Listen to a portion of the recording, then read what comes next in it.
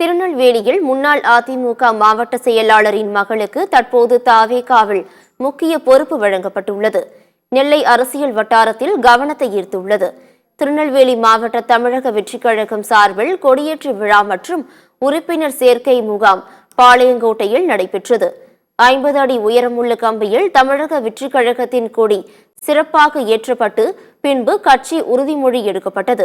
விழாவுக்கான ஏற்பாடுகளையும் ஒருங்கிணைப்புகளையும் நெல்லை மாவட்ட மகளிர் அணி பொறுப்பாளர் சுபர்த்தனா செய்திருந்தார். சுபர்த்தனா ஏற்பாட்டில் சுமார் 200க்கும் மேற்பட்ட பெண்கள் மற்றும் தொண்டர்கள் தங்களை தாவேகாவில் இணைத்துக் கொண்டனர்.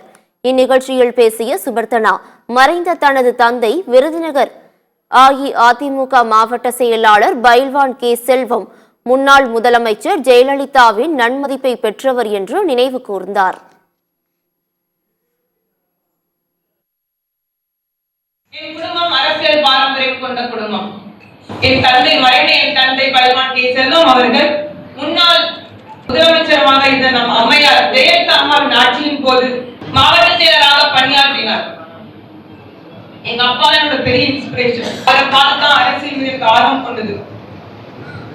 அவர் மக்கள் மீது காட்டின அன்பு, அவர் மக்களுக்காக செய்த சேவை என்னையும் இன்னைக்கு அரசியல் ஈர்த்தது.